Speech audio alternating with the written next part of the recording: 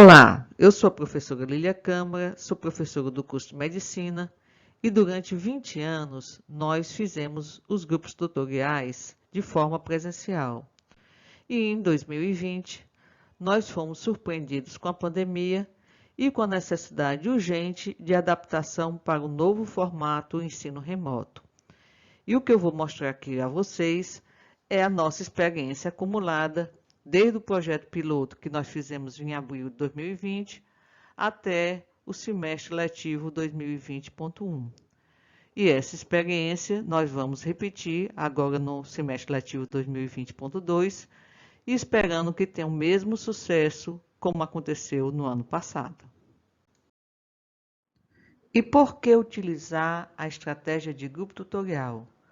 Vocês são adultos, são independentes, gostam de tomar decisão por si mesmos em relação a tudo na vida, inclusive em relação ao que vocês querem aprender. Vocês têm experiência acumulada, valorizam aquilo que diz respeito com o cotidiano de vocês. E o cotidiano não é só hoje não, é a formação futura de vocês.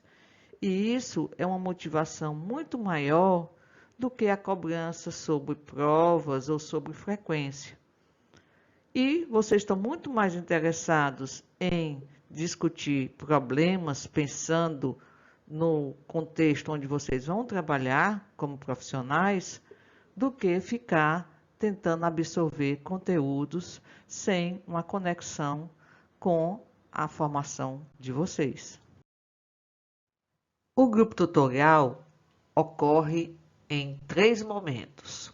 O primeiro momento, que vai acontecer às segundas-feiras, com 3 horas de duração, é a reunião de análise. O momento do meio é o estudo individual. Então, vocês precisam ter tempo livre, pelo menos de 8 a 12 horas, para se prepararem para o terceiro momento, que é a reunião de resolução, que vai acontecer às quintas-feiras, também com duração de 3 horas. Nós vamos ver o passo a passo de cada uma dessas reuniões. O grupo tutorial tem normalmente entre 8 a 10 alunos e um tutor, isso considerando ele ocorrendo no presencial. No virtual, esse número é um pouco grande, dificultando a interação entre as pessoas. Logo, nós optamos por grupos menores, de 6, no máximo 8 componentes. E aí tem alguns papéis importantes. O papel do coordenador, do relator, e nós estamos adicionando mais um componente que é o controlador do tempo, o timekeeper, que vai auxiliar o coordenador. Além desses papéis, nós temos o papel do tutor. Todos os alunos devem participar ativamente da discussão, procurar sintetizar sua intervenção para facilitar o trabalho do relator, compartilhar com o grupo os materiais que porventura tenham encontrado durante o estudo individual, principalmente os mais relevantes, auxiliar na construção do mapa e procurar identificar aspectos positivos e fragilidades para melhorar o funcionamento do grupo tutorial. E o que faz o coordenador? O coordenador gerencia o encontro, fazendo que cada etapa da reunião de análise e de resolução seja seguida sem pular nenhum passo. Mantém o tema em discussão, evita que alguém monopolize ou que alguém se abstenha. E com a ajuda do timekeeper, esse vai controlar o tempo de cada tarefa ou de cada intervenção, para que, durante as 3 horas da reunião de análise e da reunião de resolução, o tempo seja suficiente para o cumprimento de cada etapa. O relator, por sua vez, deve ter acesso ao computador, porque ele é responsável por toda a digitação. Da reunião de análise, ele vai ter que digitar a definição do problema, as hipóteses, objetivos de aprendizagem e, ao final da reunião, enviar o arquivo para o grupo. O relator também é importante para fazer uma síntese de cada etapa do que está sendo discutido para manter a discussão em foco.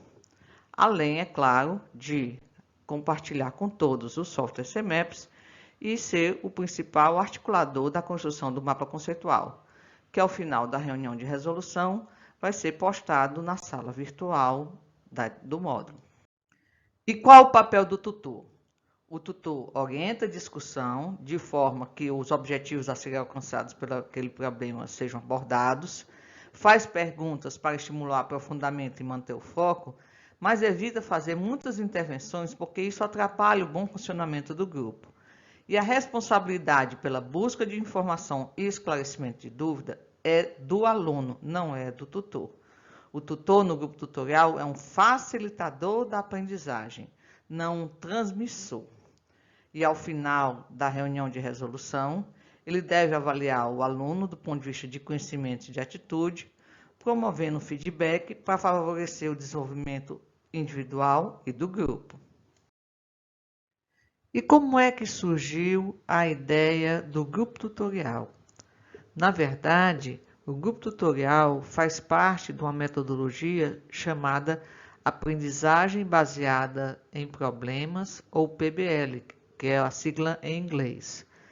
E aí surgiu pela angústia de um médico que era professor na Universidade de McMaster, no Canadá, o Howard Burroughs. O Howard Burroughs era professor tanto de neuroanatomia como de neurocirurgia. Logo, ele tinha acesso aos alunos no início e no final, quase no final do curso. E aí o que é que o Burroughs observou? Quando os alunos chegavam na neurocirurgia, que ele imaginava que todas aquelas aulas lindas, maravilhosas que ele tinha feito na neuroanatomia, os alunos iam estar lembrando e tinham aprendido, ele foi surpreendido pela falta total de aprendizagem do aluno das informações. Então, ele e um grupo de professores da Universidade de McMaster elaboraram os 7 passos, que eu transformei em degraus, na escada para o bom funcionamento do grupo tutorial. E aí, os 5 primeiros passos, ou os 5 primeiros degraus, ocorrem na reunião de análise, e o 7º degrau na reunião de resolução. Entre a reunião de análise e a reunião de resolução, nós temos o estudo individual. E nós vamos ver passo a passo como acontece no grupo tutorial. Mas antes das reuniões, algumas providências têm que ser feitas. Primeiro, o tutor ou o coordenador do módulo envia o link da sala no Google Meet, que é a plataforma que vai ser utilizada para as reuniões de análise e resolução, utilizando ou a agenda do e-mail institucional do tutor ou através da agenda da própria sala virtual. Isso antes do início do módulo. E o aluno recebe o convite por e-mail e deve confirmar o recebimento do convite e deve entrar na sala através desse link, porque isso facilita, inclusive evita que o tutor tenha que ficar autorizando a entrada de cada um. Semanalmente, cada problema é postado de forma editável na sala virtual do módulo e todos os componentes devem fazer o download do problema. Algumas recomendações durante as reuniões do grupo tutorial. A reunião de análise, que ocorre na segunda, e de resolução na quinta, de forma síncrona, com 3 horas de duração cada, pode ser muito cansativa. Por isso, é que a gente recomenda que a cada 50 minutos se faça uma pequena pausa, contanto que não atrapalhe o bom funcionamento do grupo. Durante a reunião de análise, o aluno não deve fazer qualquer pesquisa, porque é importante que ele resgate seu conhecimento prévio para ele ter a noção do que ele sabe e do que ele precisa aprender. Para a reunião de resolução, ele vai ter construído o seu mapa individual, que deve ser consultado. Deve-se evitar de tentar impor as suas informações ao mapa coletivo, porque é uma construção de todos. E é importante que todos os participantes tenham microfone e câmera habilitados. E a câmera deve ficar ligada durante toda a reunião. A primeira coisa a se fazer na reunião de análise é a escolha dos papéis do coordenador, do relator e do timekeeper. Como todos já fizeram o download do problema, o aluno que foi escolhido como relator compartilha o arquivo de formato editável com todos. Para isso, é importante que todos os alunos tenham acesso a um computador com câmera e microfone habilitados. Durante cada sessão de tutoria ou cada reunião de análise e resolução, existem algumas condutas que nós temos que respeitar. Primeiro, todos devem deixar o celular no silencioso. Os dois únicos microfones que sempre ficam ligados é o do coordenador e do relator. Se qualquer componente do grupo, inclusive o tutor, quiser falar, tem a opção de levantar a mão no Google Meet. E aí o coordenador fica responsável por acompanhar a solicitação. Aí ele autoriza, a pessoa liga o microfone, fala e depois desliga. É importante não usar muito o chat, porque o coordenador fica com a dupla tarefa de ver se todo mundo participa, ver a questão de levantar a mão, ainda ver o chat. Então, atrapalha às vezes um pouco a ação do coordenador. Então, vamos utilizar o microfone e ligar e desligar. O primeiro passo é ler o problema e listar os termos desconhecidos. Normalmente, são feitas duas leituras. Na segunda leitura é que se marca os termos desconhecidos. Vamos ver a vida de estudante virtual. Carla Rayane, 23 anos, recém-casada, estudante do terceiro semestre, passa o dia no computador, bebe pouca água e esquece de usar o banheiro. Há 2 dias, vem apresentando dor ao urinar e aumento da frequência das micções. Procurou sua ginecologista, que após examiná-la, solicitou urinocultura, cujo resultado foi S. saprofídicos. Preocupada, Carla Rayane perguntou à sua médica como adquiriu essa infecção e se tem que tratar o marido. O grupo pode ter escolhido urinocultura e S. saprofídicos como termos desconhecidos. É importante lembrar que é o termo que é desconhecido, não o conceito. Os conceitos serão discutidos nos passos seguintes. E aí, o relator faz alguma marcação, ou coloca as palavras em vermelho, ou faz uma tarja amarela. O importante é que destaque o termo em relação ao texto. O próximo passo é definir o problema. A definição do problema é um dos passos mais difíceis do grupo tutorial, porque cada um vê o problema sob a sua ótica e acha que o foco do problema é um determinado foco. Mas é importante que o grupo entre no consenso qual é esse foco do problema. Por quê? Além de direcionar toda a discussão subsequente, a definição do problema é o conceito raiz por onde se inicia o mapa conceitual.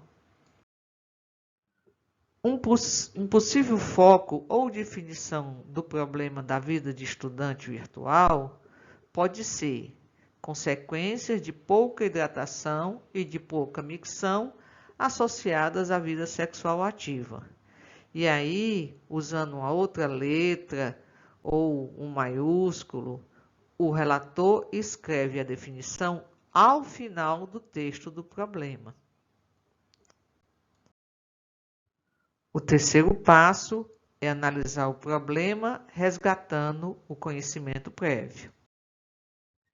Esse é o momento de uma conversa informal entre os componentes do grupo sobre aquele problema. É um momento de chuva de ideias, onde cada um resgata o que sabe ou que acha que sabe sobre aquele tema, compartilha as experiências pessoais ou de familiares sobre aquele tema. O relator, nesse momento, não precisa anotar nada, mas o coordenador tem que ficar atento a estimular a discussão, porque a partir desse momento de tempestade de ideias é que vão surgir as hipóteses para o momento seguinte. O passo seguinte é exatamente a elaboração de explicações e hipóteses a partir das informações que são colocadas no problema. Elaborar hipóteses ou explicações é um dos principais passos na reunião de análise. E aí a gente pode elaborar várias hipóteses, não há limite para hipóteses, considerando um conjunto de conceitos. Normalmente, a gente usa os parágrafos. Então, após o primeiro parágrafo, o relator abre um espaço e com uma letra diferente, com o negrito, com o itálico, ele começa a escrever as hipóteses. E podem ter hipóteses, inclusive, que se contradizem. O importante é que cada componente do grupo contribua para levantar uma ou mais hipóteses que tentam explicar aquele fenômeno que está descrito no problema.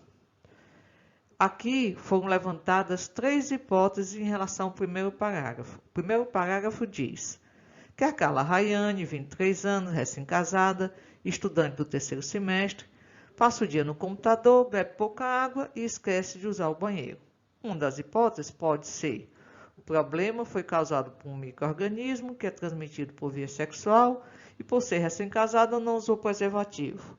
Ou o excesso de atividades no mundo virtual causa uma imunodeficiência, facilitando o desenvolvimento de infecções. Ou a redução da ingesta e da eliminação da água leva ao aumento da concentração da urina, favorecendo a proliferação de micro-organismos na bexiga. O importante é que a hipótese tente explicar o mais detalhadamente possível o fenômeno que está sendo observado. E não importa se essa informação está certa ou não. No estudo subsequente é que serão testadas as hipóteses. Então, não há limite para o número de hipóteses e todas as hipóteses que são levantadas devem ser colocadas no problema. Após o levantamento de todas as hipóteses do problema, o grupo agora vai fazer o último passo da reunião de análise, que é listar os objetivos de aprendizagem. Objetivo de aprendizagem, como o nome está dizendo, é uma ação que visa um produto, uma meta. Nesse momento, os objetivos de aprendizagem ele tem que ser consensuais, ou seja, tem que explicar um conjunto de hipóteses e é apenas um objetivo para aquele conjunto de hipóteses. Como é uma ação objetiva, ela tem que ser clara e tem que estar bem explicada e bem descrita para cada um dos componentes do grupo. Por isso que os verbos explicar, descrever, listar, interpretar, relacionar, analisar, sintetizar são verbos importantes que podem auxiliar na construção do objetivo de aprendizagem. Evitem verbos que dizem tudo e não dizem nada, como ler, pesquisar, estudar, conhecer, porque as pessoas podem ter diferentes interpretações em relação a esses verbos. E o importante é que cada grupo define seus objetivos de aprendizagem. E quando o problema é bem construído e o grupo é bem conduzido, todos vão chegar naqueles objetivos de aprendizagem que foram inicialmente propostos para que cada grupo tutorial alcance. O primeiro objetivo de aprendizagem sempre é definir os termos desconhecidos, que no nosso caso estão marcados em vermelho no texto. E aí, considerando aquelas 3 primeiras hipóteses em relação àquele parágrafo inicial, um possível objetivo de aprendizagem, que aí o relator vai também utilizar uma outra letra, uma outra marcação para poder diferenciar do texto e das hipóteses, seria listar os micro-organismos que causam infecção urinária, explicando suas formas de transmissão, de prevenção e os fatores predisponentes. Esse objetivo está ligado a essas 3 hipóteses e ele foi um consenso entre os vários componentes do grupo. Após a elaboração de todos os objetivos de aprendizagem, o relator salva o problema em formato editável no Word e envia para todos os componentes do grupo, ou via e-mail, ou através do grupo de WhatsApp do seu respectivo grupo tutorial. Na etapa de estudo individual, o sexto passo, é importante que os locais onde os alunos coletem as informações sejam de sites confiáveis, de livro-texto, podem utilizar as videoaulas, trabalhos publicados. O importante é que as hipóteses sejam testadas durante o estudo individual e os objetivos de aprendizagem definidos por cada grupo sejam alcançados. Então, é imprescindível que cada componente tenha, durante o seu estudo individual, o arquivo gerado após a reunião de análise para checar as hipóteses e os objetivos de aprendizagem. Nesse momento, cada um vai sintetizar o seu estudo num mapa conceitual utilizando o software CMAPS, que é o mesmo que vai ser utilizado na construção do mapa coletivo. O mapa individual vai ser enviado para o tutor via e-mail antes do início da reunião de resolução. E esse mapa vai auxiliar o tutor na avaliação do aluno. No dia da reunião de resolução, o relator compartilha o arquivo contendo o problema após análise, ou seja, com todas as hipóteses e objetivos. Todos devem ter câmera e microfone habilitados e, além de compartilhar o problema no Word, após análise, o relator também vai compartilhar o arquivo do CMAPS, que é o software que vai ser utilizado para a construção do mapa conceitual. Foram criados 3 tutoriais sobre o uso do software CMAPS.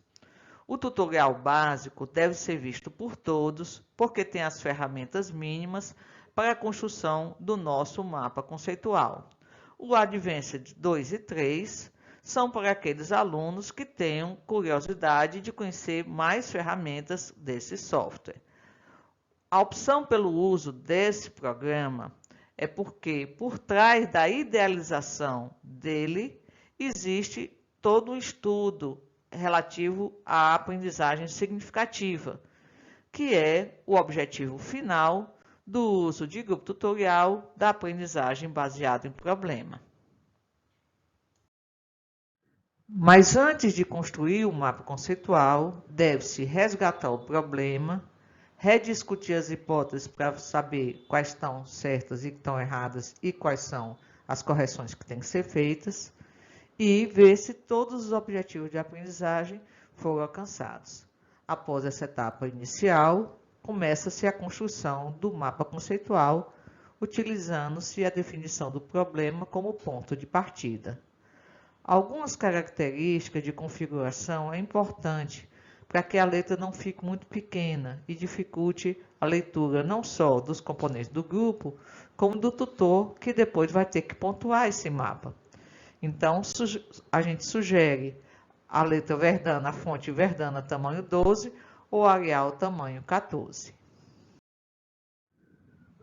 O mapa conceitual começa pelo conceito raiz ou questão focal, que é a definição do problema. E os conceitos subsequentes são ligados uns aos outros através de verbos ou ações. E aí, no caso da vida de estudante virtual, a definição do problema foi consequência de pouca hidratação e de pouca micção associada à vida sexual ativa, que foi ocasionado por retenção da urina e beber pouca água. Essa atitude diminui o ato de urinar ou a micção. No estudo individual, se descobriu que a micção controla o terço inferior da uretra, que é passivo de colonização. Também no estudo individual, se encontrou que a uretra feminina mais curta e a falta de higiene pós-coito pode se associar a pouca hidratação e a pouca micção, levando ao quadro da Carla-Rayane. O importante aqui é que se reconte a história da Carla-Rayane adicionando os elementos obtidos a partir do estudo individual. Na construção do mapa, a história da Carla Rayane agora é recontada, adicionando-se todas as informações adquiridas durante o estudo individual. E é importante que as setas indiquem o que é conceito causa e ao conceito consequência. E é claro que as informações dos vários fenômenos têm que estar conectadas para poder explicar corretamente os fenômenos que foram observados no problema da Carla Rayane. E as informações que contêm o problema, principalmente sinais e sintomas, são as pontas do mapa. O miolo do mapa é exatamente os mecanismos que levaram à geração daquele quadro apresentado pela Carla Rayane. E nós podemos ter um fechamento desse mapa com a resolução ou os encaminhamentos que podem ser dados. Colorir ou não o mapa é uma opção de cada grupo. Deve-se evitar, no entanto, cores muito fortes. Nesse mapa exemplo que eu estou mostrando para vocês, as diferentes cores dizem respeito a diferentes dados. Os dados que estão em azul claro dizem respeito às informações que estavam no problema inicialmente. Os dados em cor tijolo dizem respeito à bactéria. O em cor verde diz respeito ao processo inflamatório. Essa questão de como o mapa vai ser construído, cada grupo faz a sua estrutura. Mas é importante que todos os objetivos de aprendizagem estejam contidos no mapa. Após o término da construção do mapa, o relator salva o arquivo no CMEPS e exporta o mapa com a extensão JPEG. Esse arquivo em formato de imagem é postado na sala virtual do módulo, na pasta Mapa Conceituais do seu grupo tutorial. Esse mapa coletivo vai ser pontuado pelos critérios de Miller pelo tutor e a nota é de todos. Ao aluno que não pôde participar da construção do mapa coletivo, ele pode ser pontuado a partir do mapa individual que deve ser enviado para o tutor antes do início da reunião de resolução. Os mapas individuais também podem auxiliar o tutor na avaliação do desempenho de cada aluno. Existem vários critérios de avaliação do mapa conceitual. Nós optamos pelos critérios de Miller porque eles são simples e fáceis de utilizar. São 4 critérios: claro, preciso, completo e sofisticado. O claro é que as informações são fáceis de ler e livre de erro de ortografia, no máximo 2 pontos. O preciso é que as informações estão corretas, máximo de 5 pontos. O completo é que todas as informações ou todos os objetivos de aprendizagem estão contemplados no mapa, total de 5 pontos. E o sofisticado é que existem conexões relevantes entre os vários conceitos, máximo de 8 pontos. Esses 20 pontos ao total vai compor 20% da nota do módulo.